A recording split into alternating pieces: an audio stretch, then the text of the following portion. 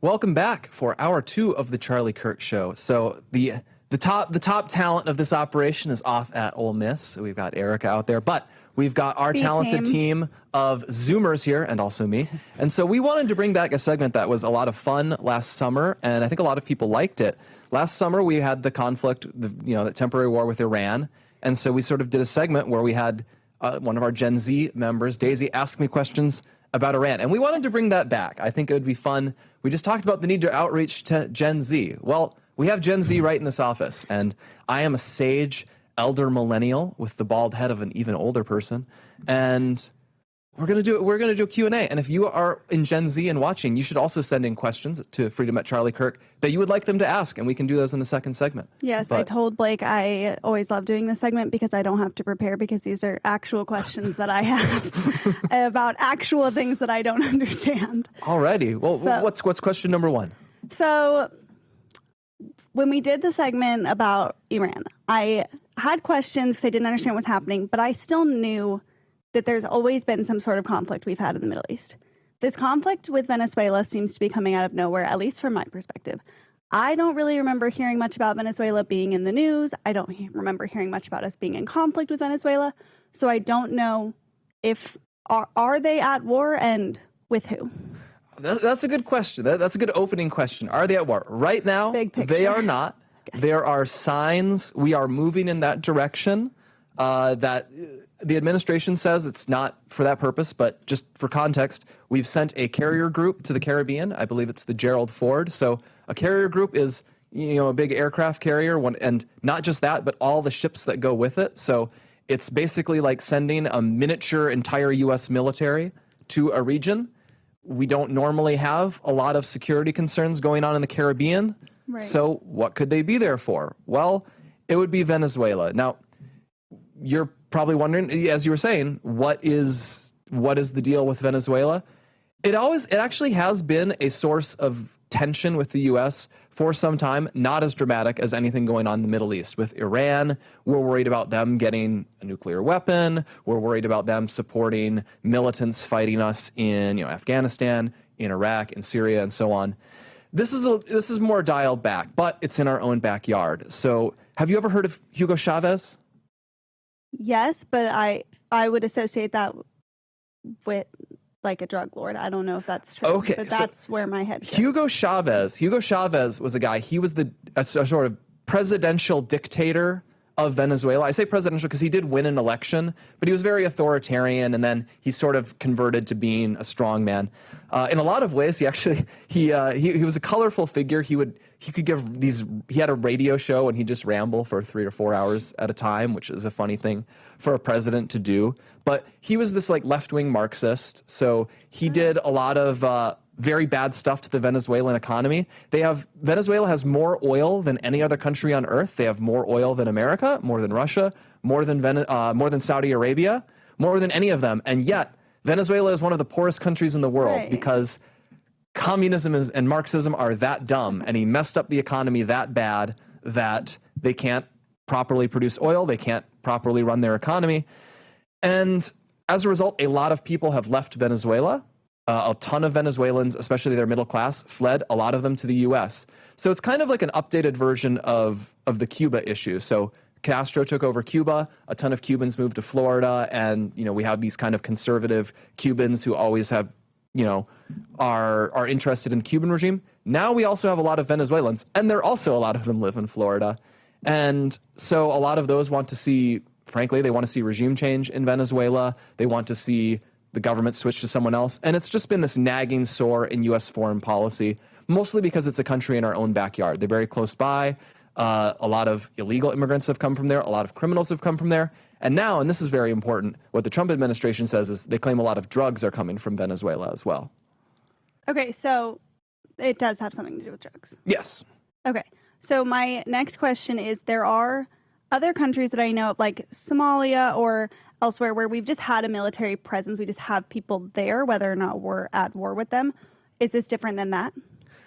Yeah, it's definitely different. The most important thing, of course, is this doesn't have anything to do with, it doesn't have anything to do with containing like China or Russia. It doesn't have anything to do with fighting Islamic extremism I shouldn't say it has nothing to do with China, because Venezuela has aligned with these countries that are hostile to us, mostly because they just don't like us. They're like, we're going to join the other team of countries that don't like America.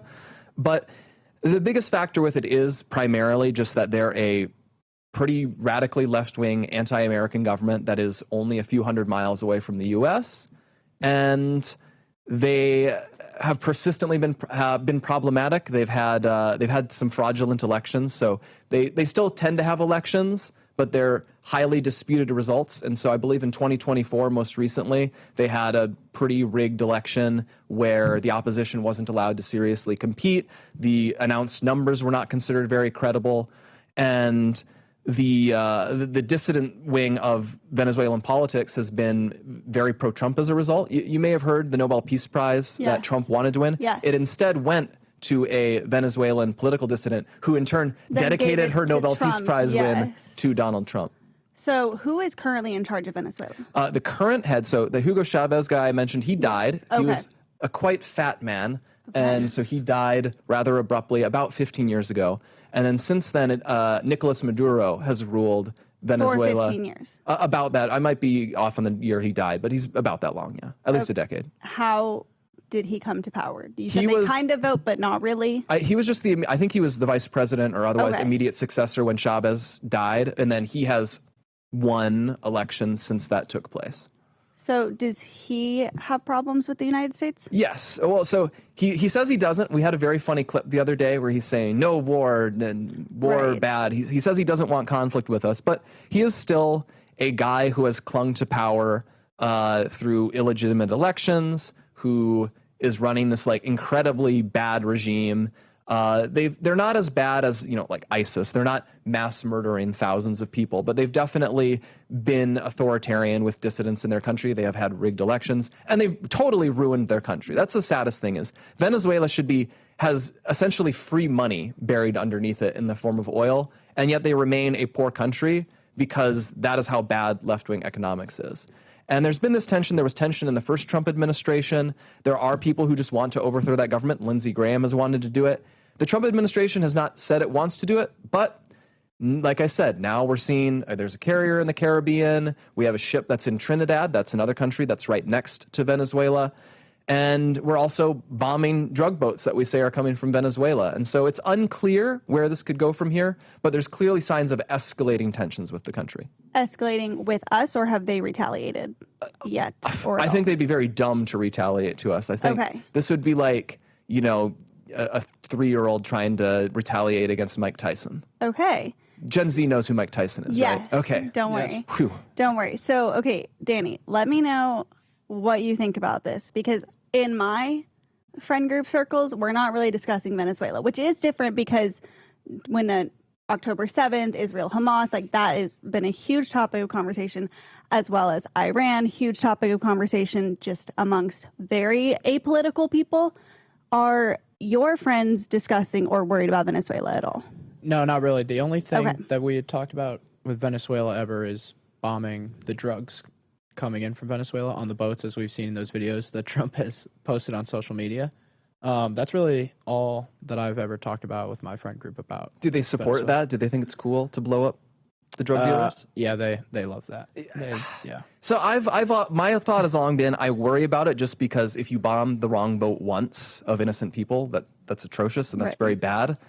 But if they have the ability to be very highly certain on this, I have no problem blowing up drug dealers. Yeah, personally. I'm all for blowing up drug dealers that are trying to kill thousands of Americans. As we have established, I have a highly unmillennial view towards capital punishment generally. So I should not be taken as a representative elder on that front. But I can to reframe this, it's sounding more similar to any sort of conflict we've had with Mexico.